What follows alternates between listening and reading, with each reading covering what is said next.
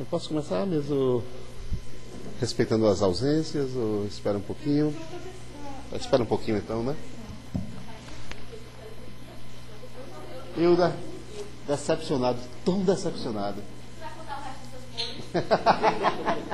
Eu vi você. Rapaz, aí contou só da vida do pai, da mãe. Olha você, opa! Vamos ver se você está no canal. Você está aqui no tá?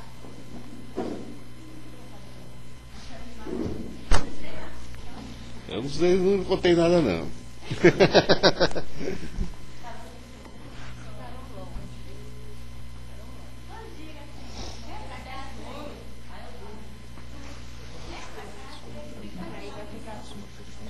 Repita a pergunta.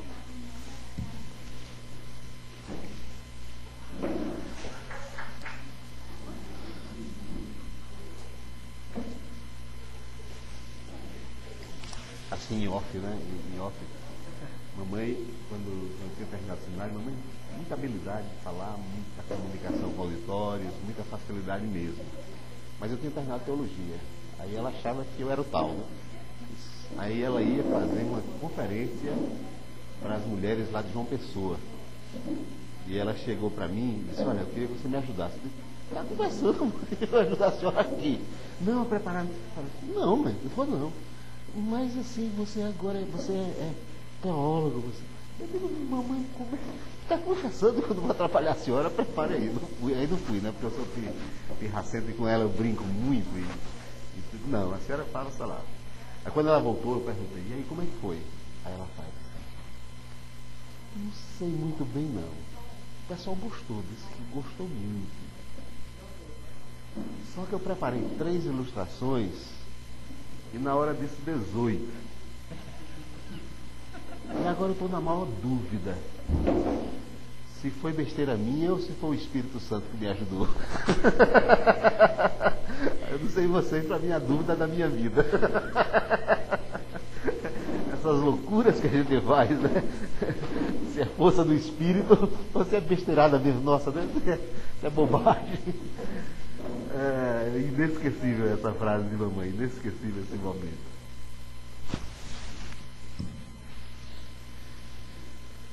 Bem,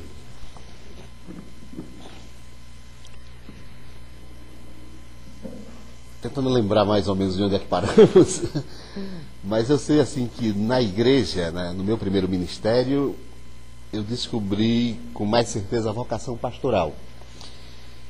E descobri caminhos misteriosos da espiritualidade, apaixonado por espiritualidade até hoje. Mas como desde o início eu já disse que minha família é diferente, o modo de eu encarar a espiritualidade é cada vez mais estranho, talvez, não sei. Mas recentemente, um dos artigos que eu escrevi sobre de profetas e cantadores, eu faço uma comparação entre o texto bíblico de Amós e algumas músicas de um forrozeiro pé de serra, lá ele é de Caruaru, mas está em Recife, Petrúcio Amorim, em que ele tem uma percepção de realidade que eu acho assim fantástica. E realmente assim, a música de Petrúcio Amorim é uma das fontes minhas atuais de espiritualidade. Não somente quando ele canta a crítica social, quando ele diz, por exemplo, que eu não sou profeta nem tampouco visionário, mas o diário deste mundo está na cara. Sou um viajeiro, um viajante na boleia do destino, sou mais um fio do tesouro, da tesoura e da navalha, levando a vida, tiro versos da cartola, canta a viola nesse mundo sem amor, desigualdade rima com hipocrisia, não tem verso nem poesia que console o cantador. E no fim ele diz assim, a natureza na fumaça se mistura, morre a criatura, o planeta sente a dor, boi com sede, bebe lama, barriga seca não dá sono. Eu não sou dono do mundo, mas tenho culpa porque sou filho do dono. Aí eu digo, gente, o que é isso? Que percepção é essa? E ele contando como ele fez, estava viajando, viu essa frase numa boleia de caminhão, só que ele não viu essa frase.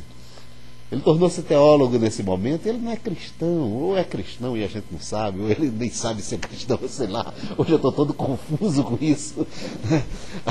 Porque ele pegou essa frase assim: eu sou filho do dono, que é usada como álibi para você ser insensível e egoísta, não é isso?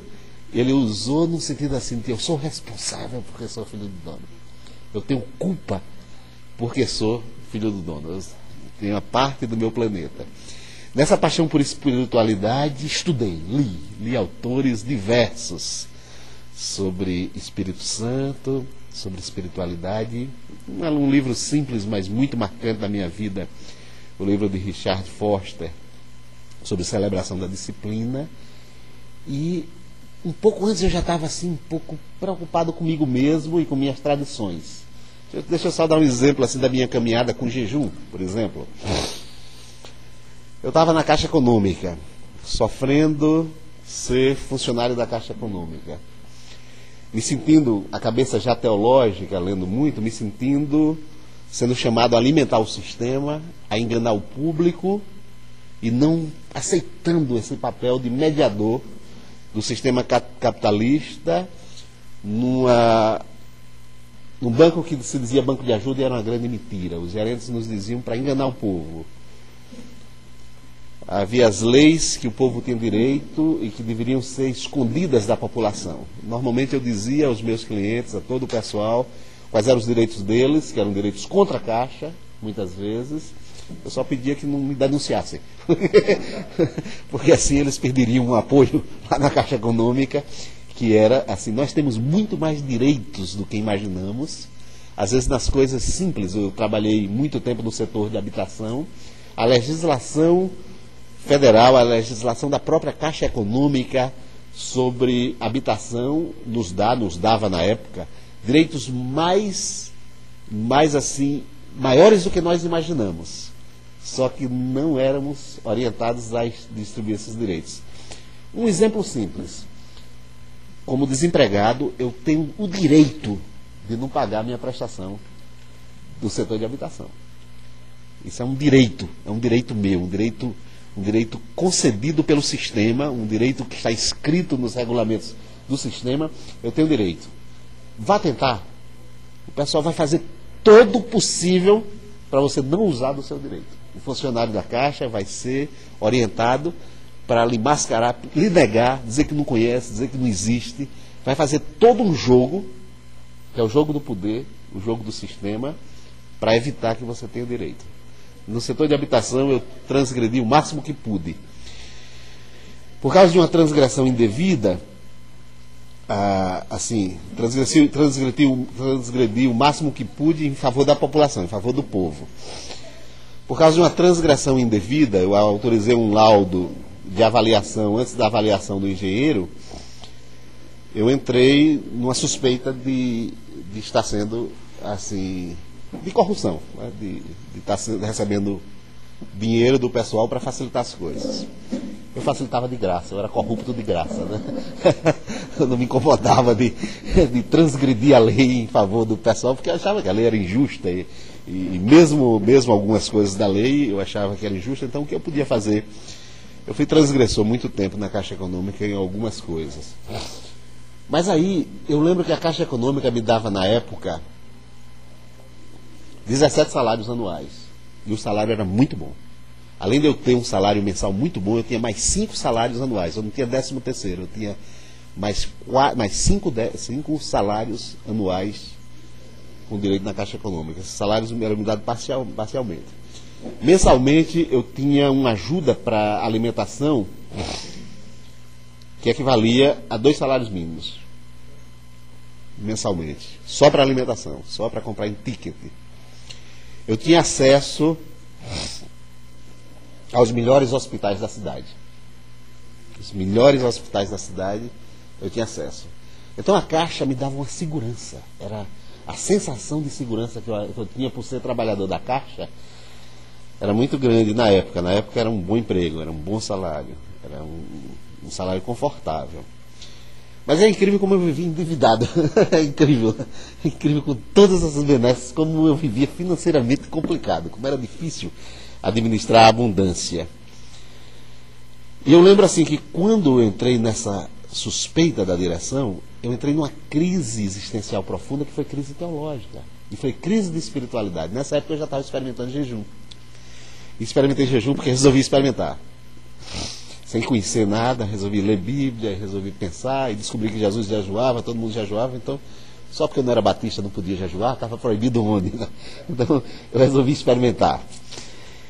E eu lembro que eu tive uma crise imensa de oração e jejum, e eu lembro assim que eu tive umas percepções profundas na minha vida que me ajudaram muito. Atrapalharam todo mundo, mas me ajudaram muito. Porque a segurança da Caixa não era segura. Eu estava ameaçado de demissão por justa causa. Haveria um processo administrativo que não se concretizou, o pessoal percebeu que não tinha sinais nenhum de favorecimento pessoal, foi apenas um engano assim, do funcionário. Mas era grave minha falta.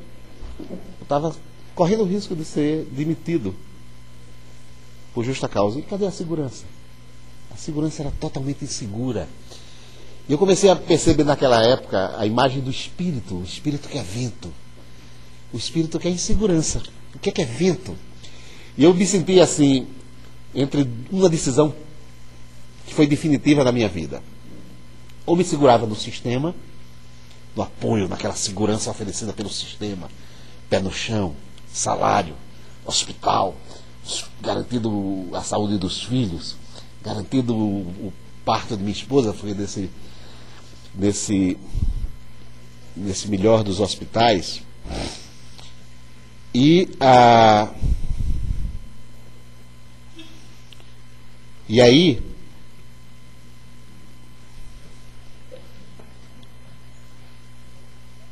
eu tinha a opção de ou me apoiar nessa segurança ou na insegurança do vento, na insegurança do Deus, na insegurança do Espírito. Eu tive aquela percepção que não existe maior segurança do que a insegurança do Pai, a insegurança do Espírito. E isso foi elementar na minha vida. A partir daí eu tive minha primeira grande liberdade na minha vida, foi a liberdade econômica. E a percepção que eu tinha nesse começo de caminho de espiritualidade maior, mais ampla, mais tentando entender mais essas coisas, é que eu começo a descobrir que na Bíblia essa é a primeira liberdade do discípulo. Aquilo que parece ser o último passo da nossa vida, é engraçado como nós invertemos tudo. A primeira experiência da nossa vida cristã é o Espírito, é com o Espírito. O último fundamento teológico nosso é o Espírito. A primeira atitude do discípulo é a atitude de deixar tudo. É a atitude de liberdade econômica. A primeira liberdade do discípulo é a liberdade do sistema econômico. Na nossa campanha de espiritualidade é a última. Você chega a um auge de espiritualidade quando consegue deixar tudo. Só que é início. Deixar tudo é o primeiro passo. Liberdade econômica no sentido absoluto é o primeiro momento do discipulado.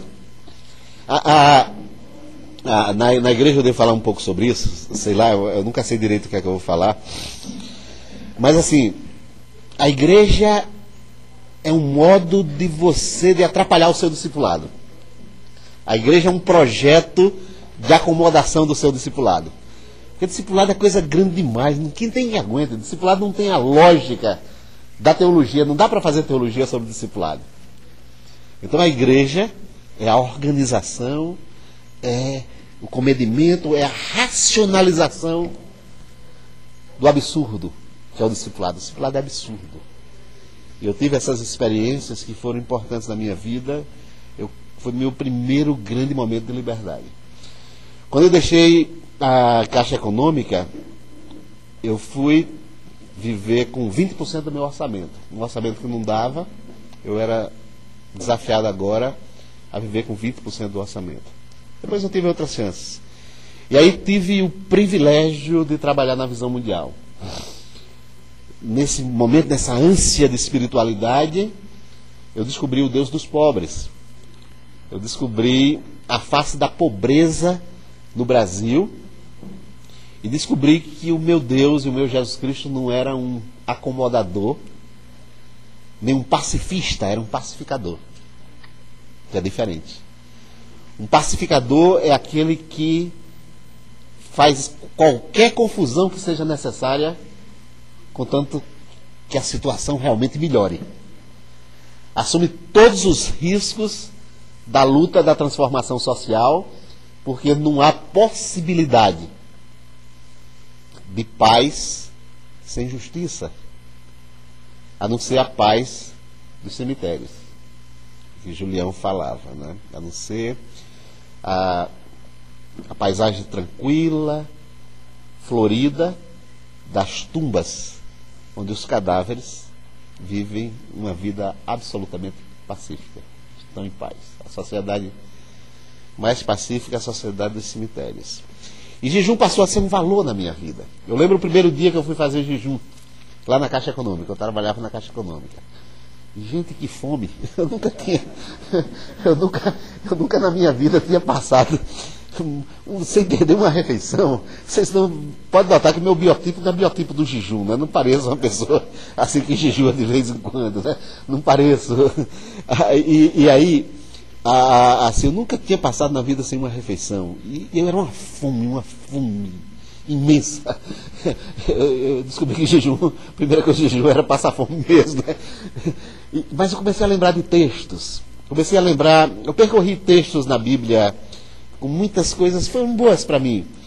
Lembrei daquele texto de Jesus que diz: nem só de pão viverá o homem, mas toda palavra que sai da boca de Deus. Eu digo: olha aí, jejum é a oportunidade de alimentar-se da palavra. Eu fui meditando até sobre esse próprio texto. E assim fui controlando a fome, fui aprendendo a não sentir fome, não sei. E depois acrescentei nesses momentos o que eu acho principal na minha vida, foi o jejum como princípio. O princípio do jejum,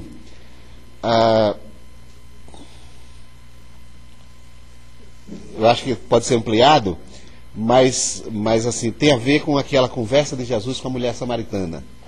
Mestre, come. Os discípulos trazem comida para Jesus. Ele disse: uma comida eu tenho para comer que vocês não conhecem. A minha comida consiste em fazer a vontade de Deus. Na minha vida, isso aí como princípio, tornou-se o seguinte: eu nunca interrompo algo sério que estou fazendo por causa de comida. Não, gente. Comida pode ser prolongamento do que estamos fazendo de sério. Isso é outra coisa. Mas assim, na minha experiência, chegou a hora da fome, era sagrada. Eu descobri que sagrado não é o meu desejo, ou a minha fome, ou as minhas necessidades básicas. Sagradas são as necessidades dos outros. Sagrada é a atividade da qual eu estou participando. Meu momento de oração, por exemplo, que é uma atividade simples, mas meu momento de aconselhamento. Eu lembro assim que, a partir do princípio do jejum, eu passei a administrar um dia de 24 horas. Eu podia atender qualquer pessoa em qualquer horário. Não havia espaço absolutamente sagrado no meu tempo. Eu precisava organizar o tempo da minha família. Esse tempo também era sagrado. Mas assim, fora isso, todo o meu tempo era disponível. No princípio do jejum, eu não preciso dormir se alguém está precisando de mim. Eu não preciso comer se alguém está precisando de mim. Eu não preciso atender, aqui eu vou usar a frase de São Francisco, a meu irmão corpo, se o corpo do outro me solicita. No princípio do jejum, o outro é mais importante do que eu mesmo. Mas eu queria entender de jejum, entender de jejum como luta, como batalha contra mal, contra conjurações malignas.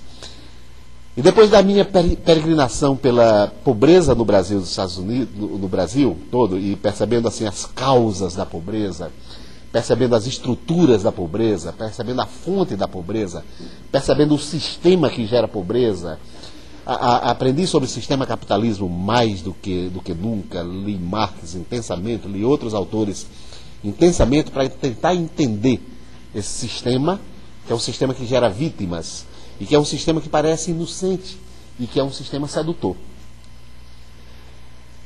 E aí, descobri a outra face do sistema, que é a pobreza, que você só descobre a pobreza se quiser descobrir, porque o sistema esconde a pobreza. A pobreza você descobre em estatísticas, mas estatística sobre a pobreza não é o pobre concreto. E o pobre concreto, ele não está onde você está, não ser de passagem, faz parte da paisagem, mas se você quiser descobrir a pobreza, tem de procurar.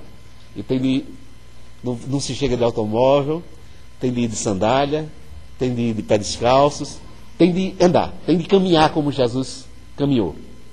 E eu descobri essa pobreza, fiquei impressionado, assustado com a pobreza do Brasil. E fui pastorear a Igreja Batista do Pinheiro, em Maceió, Alagoas, a igreja da qual eu agora faço parte de novo, não sei como eu me meto nessas coisas, né? Pastoreado por Wellington, que é a minha paixão atual, né? O Wellington é minha paixão, uma das paixões da minha vida atualmente. E aí, pastoreei. E eu queria pastorear uma igreja dentro de um propósito, que eu não chamava de missão integral, porque eu acho que a vida é maior do que os títulos, mas que eu queria que a igreja fosse séria, que a igreja fosse parecida o mais possível com Jesus Cristo. E nesse desejo, foi muita luta. Eu me sentia assim, um pastor ineficiente, incapaz. Eu não conseguia. A igreja parecia que ia e não ia. Nunca, ainda bem que chegou o Wellington para resolver as coisas, né? E hoje a igreja vai cada vez melhor, cada vez mais parecida com o que eu sonhava. Engraçado, né? E no que é diferente é melhor. Melhor ainda do que eu sonhava. Eu posso até partilhar depois alguns dos sonhos que eu tinha naquela época, que eu vejo assim acontecendo, que eu fico impressionado. E aí,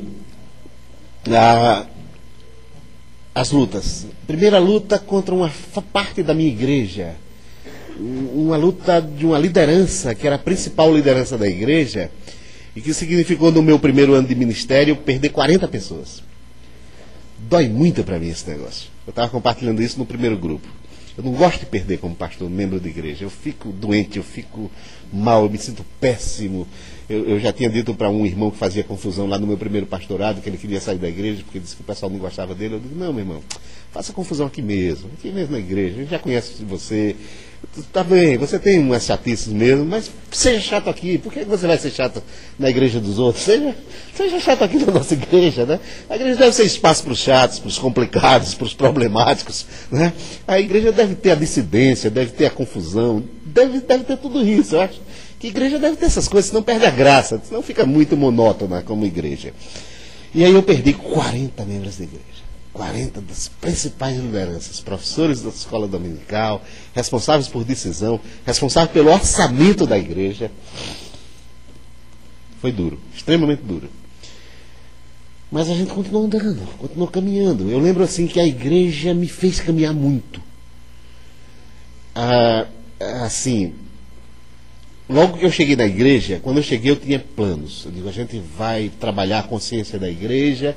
Daqui a uns 2 anos nós estaremos em passeatas na rua, com a Igreja Batista do Pinheiro, vai estar no movimento social junto com partidos políticos, com quem quiser, com organizações, com quem quiser. A gente vai estar lá com o pessoal. Aí quando eu estou com 2 meses de igreja, aí Joaquim Brito, que é um militante político de muito tempo lá, que eu já encontrei lá na igreja, diz, olha, tem um convite para a Igreja do Pinheiro participar de uma passeata, uma manifestação pela paz, né? que vai ser... Aí eu gelei, né? Eu digo, qual o problema? Tá bom, camarada. E aí? Eu digo, estava pensando esses 2 anos, 2 meses, a igreja ia me conhecer ainda. 2 anos a igreja ia me conhecer, ia saber se gostava de mim ou não, do jeito que eu sou e tal. Aí com 2 meses, esse convite. Aí eu digo, camarada, qual o preço a pagar? Qual o problema? O que é que vai acontecer comigo e com a igreja? As outras igrejas vão reclamar. Eu digo, não, isso aí não tem problema comigo, não. Qual o problema com a minha igreja, com essa igreja? Isso não vai ter problema nenhum. Eu digo, tá brincando. Não conheço nenhuma igreja que isso não tenha problema. Realmente a igreja tinha passado por alguns momentos bons e tinha tido a discussão sobre isso, só que não tinha tido ainda a prática sobre isso. Era a primeira vez que ela iria para uma prática e foi exatamente no meu começo de ministério. Aí nós participamos com faixa, fizemos música especial para isso aí, os adolescentes, todos lá, um diácono de 82 anos de igreja, 82 anos de idade, um irmão que eu gostava muito, já morreu, estava lá na passeata, como evangélico, sem saber o que estava acontecendo. Daqui a pouco, um movimento pela paz, né? Vocês sabem assim que movimento pela paz, de movimento estudantil e movimento, movimento popular e tudo, parte do movimento pela paz é xingar o governador, né? É xingar o governador, é xingar os poderes públicos, é criar o maior barraco. Vocês conhecem isso mais do que eu, né? E eu preocupado com o irmãozinho Eliseu lá, diácono de igreja, a linguagem dos santos são diferentes, é uma linguagem estranha, diferente, né? E ali ele estava lá, mas ele estava lá firme. Mas daqui a pouco soltaram a polícia em cima da gente, né? E eu vi um movimento bafafá e tal, e eu preocupado lá com o irmão Eliseu lá, eu digo, pronto, eu estou começando a igreja. Se o irmão Eliseu apanha aqui, um diácono de 82 anos, eu estou atolado, eu nunca mais faço um movimento com essa igreja, com essa sociedade e tudo. Mas graças a Deus as coisas se acalmaram, a polícia não radicalizou, a gente conversou e tudo, uns correram, mas a gente ficou, e graças a Deus passou esse momento. Mas internamente, parte da liderança da igreja começou a ficar preocupada com o novo pastor, e com parte da igreja também. E essa parte, no fim do ano saiu, no fim do ano desistiu. E eu continuei na igreja. Lutas imensas, apoiamos o movimento Sem Terra, Sem Teto, foi uma peregrinação imensamente assim, valorosa para a minha experiência. Eu lembro de Maria José lutando para assentar um grupo de sem teto, para encontrar um outro local que estava numa área de risco. Eles poderiam sofrer desabamento. E ela era ex-freira e era líder do movimento Sem Teto em Maceió, Alagoas. Aí me chamou, convidou. Aí eu, assim, experimentando pela primeira vez essa participação, fui de coração aberto e fui encantado. E fui participando, participei de negociações, conversei duramente com advogados de usinas. Às vezes, assim, eu lembro de mim, porque tem uns momentos assim que eu esqueço de algumas coisas. Né? Eu esqueço que eu sou gordo, que eu esqueço que eu não sei bater em ninguém, que eu esqueço que eu sou fraco, que eu sou covarde e tudo. Eu esqueço dessas coisas todas, né? Aí parece que sou tal. Aí eu lembro assim que teve uma vez que a gente estava tinha ocupado um terreno de usina. A gente não queria um terreno de usina, a gente queria um terreno que o governador desse para transferir as famílias ameaçadas de risco, ameaçadas de desabamento. E aí, os jagunços do usineiro, todos armados lá, cercando o pessoal do Sem Teto. Aí assim, eu saí junto do Sem Teto e fui lá enfrentar o pessoal, né? Logo eu. Aí veio assim, vocês vão atirar? Se o pessoal mandar, se o patrão mandar de vocês vão atirar? Eu sou pastor. Deus não gosta disso que vocês fazem, não. É pai de família como vocês. Vocês vão matar? Em nome de quê? Vocês ganham um salário suficiente para isso? Mas eu sei que eu dei mal, caramba, do pessoal armado, assim, né? Depois voltei, assim, uns 10 dias depois eu penso sobre isso, né? 10 dias. Mas na hora, assim, é interessante como alguma coisa acontece da gente nesses momentos todos. E assim, nesse período eu me senti desafiado a jejuar mais. Organizamos, anualmente nós tínhamos uma semana de oração e jejum, lá na Igreja Batista do Pinheiro, que era uma semana toda. E todo mundo era convidado a jejuar como quisesse, mas eu quase sempre cumpria a semana toda de jejum. Eu estava querendo experimentar meus limites corporais de jejum, essas loucuras assim. Ninguém é obrigado a fazer isso. Mas para mim foi importante descobrir, né? Os limites corporais, segundo Richard Foster, são 21 dias. Eu só consigo 9. No máximo, com 9 eu estava em processo de desidratação absurda, né? Que eu não conseguia nem beber água direito, era água que vinha no corpo e tal. Aí assim, eu já sei mais ou menos meus limites. Até 9 dias de jejum eu aguento. Mas assim eu mando o pessoal jejuar. A partir de agora é outro, se tudo. E assim, tem sido importante para mim descobrir essas dimensões de disciplinas espirituais, de graça de Deus, de misericórdia de Deus, estudar um pouco mais sobre contemplação, aprender com as árvores, aprender com a música do povo, aprender com a vida, ouvir voz de Deus num grupo pequeno, numa conversa qualquer, descobrir que Deus é muito maior do que nós pensávamos e que a voz de Deus Ele fala de tantas maneiras, em tantos lugares, e que de repente eu não preciso ter essa espiritualidade dicotômica. Não posso isso, não posso aquilo. Eu lembro assim que eu era apaixonado por Chico Buarque quando me converti, e deixei contato com Chico Buarque assim. Só muito tempo depois, meu filho me ajudou a restaurar o conteúdo, porque eu esqueci, né? Muita coisa para fazer. Aí ele começava: pai, descobri uma música de Chico lindíssima. Eu digo: qual é? Ah, eu lembro dessa, tal, tal. Aí assim, hoje assim, nós somos amigos de novo. De vez em quando eu ouço o Chico novamente, e assim, e me fala muito ao coração, me fala muito à vida, me fala muito sobre... Falando sobre a vida, fala sobre Deus, fala sobre tudo, né?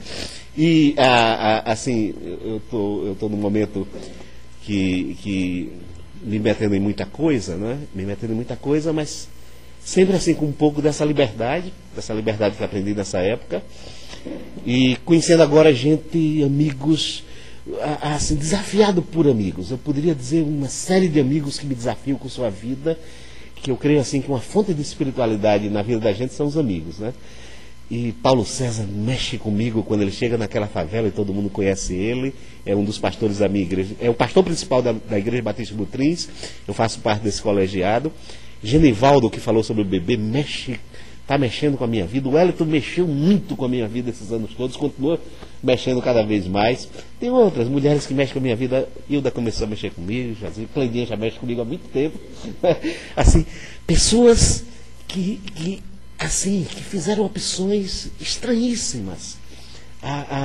O Wellington, que desce aquele bairro de Mutanja, assim, que o pessoal conhece ele: oi, pastor, oi! Assim, que eu lembro quando ele começou a trabalhar com o Mutanja, ainda hoje ele trabalha, tem um grupo lá, 40 jovens no Mutanja, de repente, na igreja, ele começa a perder pessoas, né?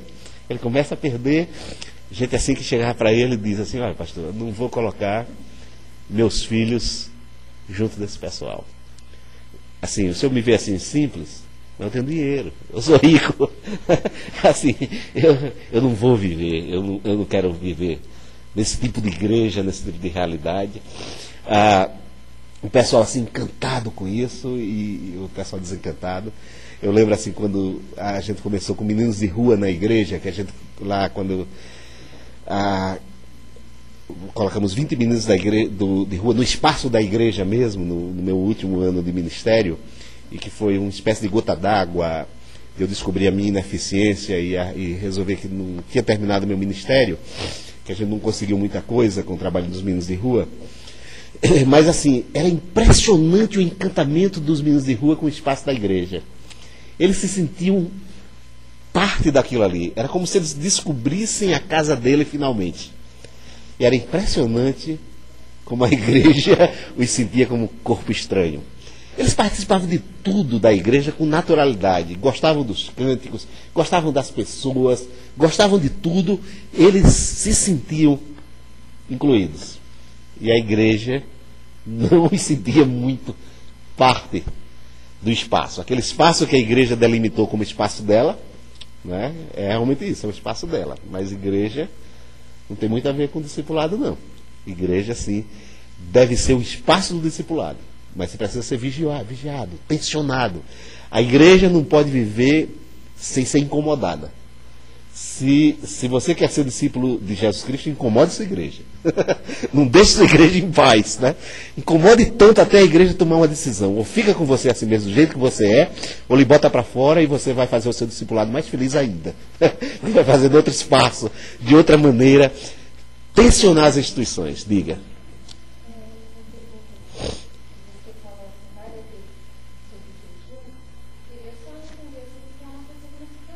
Uhum. É.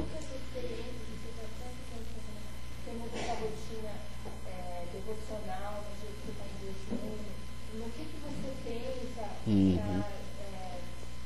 Não deixar de ter fome, né? E como que você vê, é uma questão de sacrifício, né? Você pensa em algum pedido específico, faz um sacrifício diante de Deus para alcançar alguma coisa. Pronto, ela pergunta sobre jejum, eu tenho que registrar sua pergunta aqui. Minha experiência é só dizer assim, não entro nessa teologia do sacrifício. O jejum não é sacrifício, o jejum é oração. É uma forma de oração. É uma forma de, eu digo assim, que é uma forma de colocar o corpo em oração também, não é? E como oração, o jejum não é mágico, o jejum é contato, é relação. Durante o jejum eu posso fazer qualquer coisa. Durante o jejum eu posso ser eu mesmo. A ideia é assim, quando você estiver jejuando, pintar o cabelo, lave o rosto, para que os outros não saibam que você jejua, é uma liberdade para ser você mesmo durante o jejum. Como experiência, às vezes, alguns pedidos específicos, eu usei jejum como intercessão, muito ocupado com muita coisa, eu digo, puxa vida, fulano numa situação tão difícil, assim, eu queria estar antenado com isso, e assim, durante o período de jejum era interessante porque sempre que o corpo falava para mim, era como se ele dissesse assim, olha, fulano, lembra que você está antenado em fulano? Aí eu digo, pai, fulano, não esquece. Assim, eu acho que intercessão tem vários objetivos. A oração faz muita coisa na vida da gente. A oração é muito bom para quem ora, é muito bom para o orante, não é? A oração em si, ela já é uma coisa muito boa, como a contemplação, como a meditação, como o próprio jejum. E eu lembro assim que eu não gosto da ideia de jejum como um sacrifício que eu faço a Deus para obrigá-lo a alguma coisa, não. É um modo assim de um contato mais íntimo aí, um contato corporal com o Pai, né? Eu tô orando com o meu corpo também, e meu corpo ora enquanto eu faço as outras coisas. Eu posso fazer qualquer coisa durante o jejum. Eu entendo jejum assim que algumas configurações só com jejum, algumas coisas estão muito complicadas na sua vida, na vida da igreja. Eu sempre acho que é como se fosse um momentinho que precisasse de um jejum. Eu lembro assim que em alguns momentos da vida da igreja, eu metido com sem terra, metido com sem teto, metido com tudo, o pessoal já me chamava quando tinha qualquer confusão na cidade. Eu comecei a entender o que é ser pastor de uma cidade. Isso acontece com o Wellington o tempo todo, né? Eu já comecei a entender, e algumas situações eram tão conflitivas, tão sérias, que eu me sentia desafiado ao jejum. Eu lembro de uma experiência com Maria José, já que você colocou. Estava na luta, então na luta não tinha essa história de ter tempo para almoçar, eu estava no princípio do jejum. Isso já ajudava. Eu podia fazer negociação qualquer hora, podia visitar qualquer hora, podia resolver problema qualquer hora. Eu não precisava interromper o meu dia para um jejum. Como era só o princípio, no momento que eu tivesse a oportunidade, eu comia alguma coisa, comia um sanduíche, não comia também. Meu corpo já tinha adquirido o jejum como princípio. Mas eu lembro assim que um momento nós estávamos extremamente frustrados. Estávamos acampados já há algum tempo com sem teto, e Maria José mais frustrada do que ninguém. Fomos visitar o senador na época, Teotônio Vilela. A gente pode dizer nomes aqui? E ele nos atendeu muito bem, e nós ficamos felizes da vida. Quando nós saímos do gabinete, ele disse, olha, eu não vou não, eu disse que ia, mas não vou não, viu? Não vou lá não fica bem ao senador da República estar junto dos sem teto nas lutas deles, não fica bem, não é de bom tom. Então assim, ele já me disse para que servia o Senado. O Senado não é para isso, o Senado não é para resolver o problema de habitação do povo, não é para estar junto do povo nas suas lutas, é para outra coisa. Ele já me disse, ele era considerado um dos melhores senadores que nós tínhamos em Alagoas. E nós não sabíamos o que fazer. Eu perguntei, Maria José, você tem o hábito da oração? Você foi freira, você mantém? Ele disse, eu mantenho. Você pode parar para um momentinho de oração? A gente parou no momentinho de oração, ela orou a maneira dela, eu orei a minha maneira. O Arthur Bispo, um pastor metodista, nos acompanhava muito engajado, envolvido, uma pessoa que eu amo muito. Oramos ali naquele momento. Depois, de repente, o governador desceu lá no acampamento, de helicóptero. Parecia, né? Parecia aqueles milagres. Ela dizia assim, os pequenos milagres de Deus na nossa luta cotidiana, né? A Maria José hoje trabalha lá na Secretaria da Educação, não sei se continua, mas é uma figura que eu amo muito, apesar de muita gente achar que existe hoje contradições na vida dela, não sei.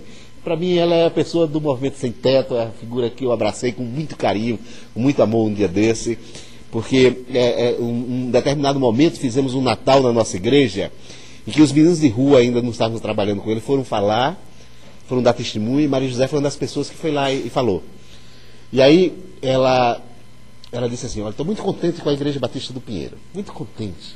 Hoje eu não sou católica, eu sou ecumênica, eu sou cristã, eu sou ecumênica e sou cristã, né? E assim, eu fiquei feliz com aquele depoimento simples dela, né? Com aquele momento assim.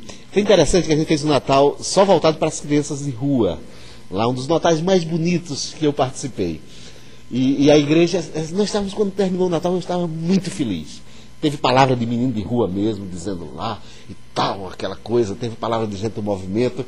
Quando terminou a questão, aí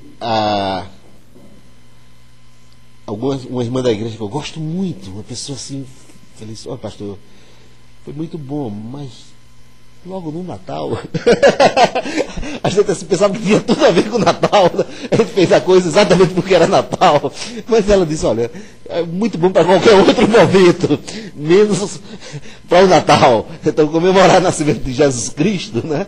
A gente achava que tinha tudo a ver com pensar nas crianças, nos Herodes, denunciar as injustiças e tudo, mas a irmã da igreja, que é acostumada à igreja, boa irmã, gente piedosa, de oração, linda pessoa, disse: olha, pastor, somente isso aí incomoda, isso não é o espírito do Natal, a gente colocar essa celebração dentro da igreja, né? Mas assim, jejum serviu para isso, não sei se deu. Eu fiz algumas experiências maiores de jejum, fiz semanas de jejum, fiz 9 dias de jejum, foi o máximo que eu fiz na vida, e hoje eu aplico o princípio, jejum ou no jejum. Hoje, assim, a espiritualidade minha é muito cotidiana. Eu oro ou não oro, eu me sinto orando o tempo todo, eu me sinto orante o tempo todo, né?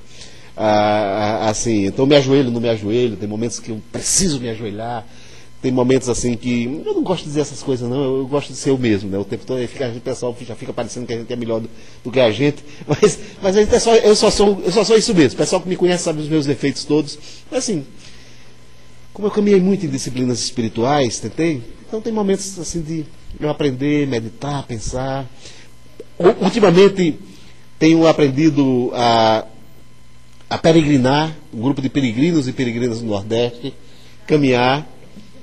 Tenho aprendido ali que chegou ao fim também. Assim, sei. Aí eu acho assim, que as disciplinas foram muito importantes na minha vida, e são muito importantes na minha vida, para eu não precisar delas, ou para usá-las quando precisar. Então, assim, eu posso. Estava lendo Moltmann diz assim, que a oração judaica coloca rosto em terra. Eu lembrei das vezes que eu fiz isso. A oração muçulmana, você se ajoelha e coloca-se. A oração judaica, você coloca rosto em terra, porque você coloca o seu pescoço à disposição do soberano. A oração muçulmana, você se ajoelha porque você está submisso, é menor do que o soberano. E a oração cristã, você se levanta e celebra e ergue as mãos para o céu, porque você é livre, é igual, faz parte da graça e do reino de Deus. E ele disse assim: essas 3 posições são importantes. Oposição nenhuma, não há regras em termos de espiritualidade, não é? Mas às vezes me faz bem colocar rosto no chão, às vezes quase que eu preciso disso, às vezes me faz bem ajoelhar, às vezes me faz bem passar um período ajoelhar, às vezes me faz bem, eu preciso urgentemente aprender a dançar, porque eu danço mal a beça, né? Eu precisava urgentemente aprender a dançar. Eu não sei, assim, tinha uma coisa que eu tinha preparado para falar, não sei se vale a pena, mas o enterro do meu pai foi muito marcante. E o tempo que papai estava convalescente,